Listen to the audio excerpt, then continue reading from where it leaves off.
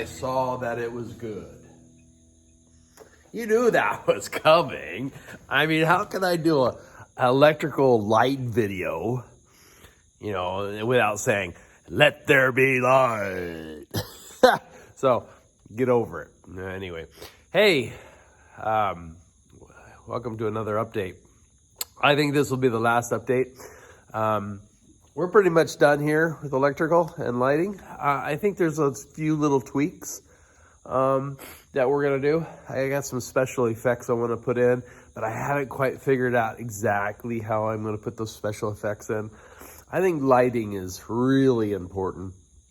You look at some of those fancy homes and you always see these little crowned lights where they put lights around the walls up in the corners and stuff like that, or things like that. So I'm kind of looking over pictures and videos, seeing if I can add to my mistake. There you go. Hey, by the way, so we're going to end this episode here in a few minutes. I know. Randy's talking again. Just goes on and on and on. Hey, I forgot to tell you. When you hook up the wires for the three-way switches, the instructions how to actually wire the two switches are inside inside the box that you pick the switch in. So you just unravel the box and there's the thing. So it made me look like a hero, tell you what. After I put, as you probably saw in the time lapse when I hooked up all the lights, I have never been able to hook something up first time and it works without blowing something up or shocking something. So I have to say, other than a broken wire, I had a weird broken white wire in one of the last wires that I did, and it didn't work, so I had to rewire it. But other than that, everything, all the switches worked perfect first time, flipped on the switch, wham, that thing worked perfect. Man, I need to tell you about a story.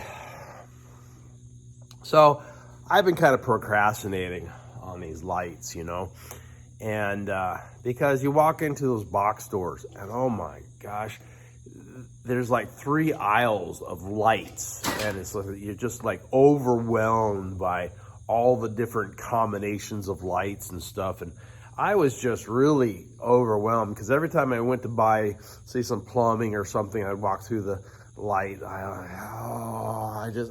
I'll get to that, And I knew lighting is very important to your project, right?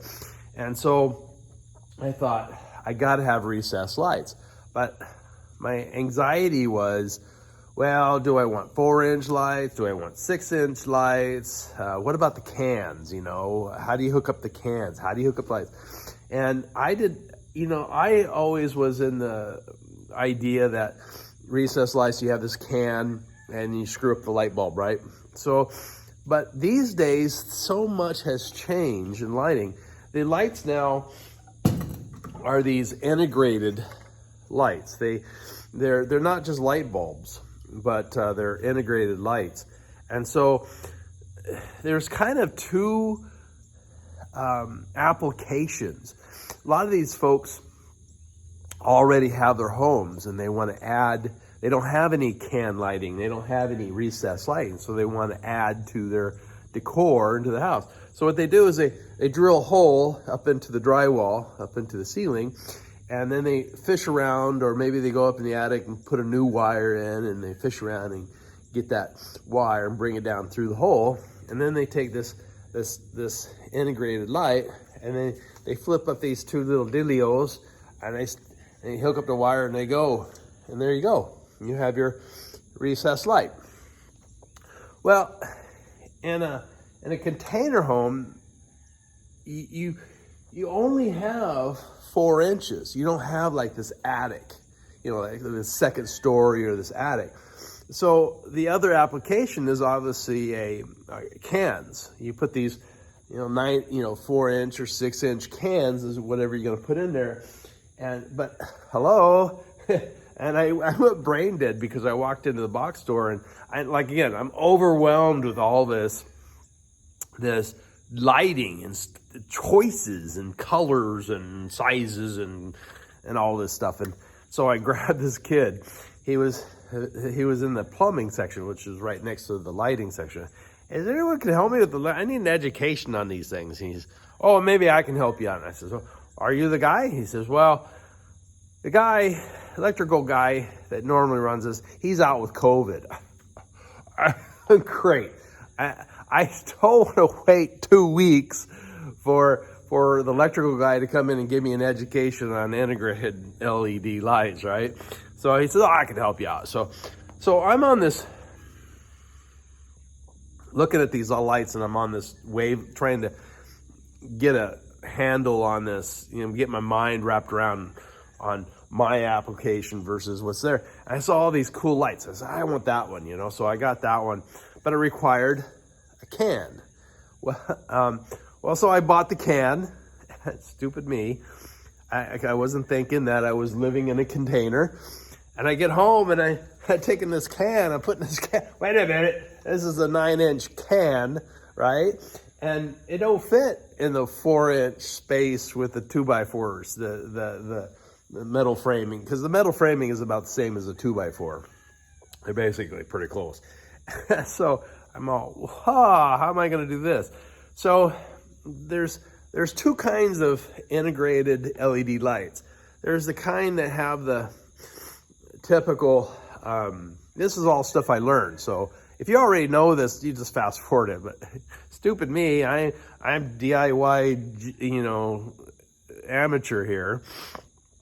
And so the integrated LED lights that normally you can get have this fixture on the end of it. It looks like the end of a light bulb. You just screw it in like a light bulb. So in a typical application, you'd have your can lights have a receptacle on the inside where you just screw this integrated light in and you stamp it in and it's done. You're good to go.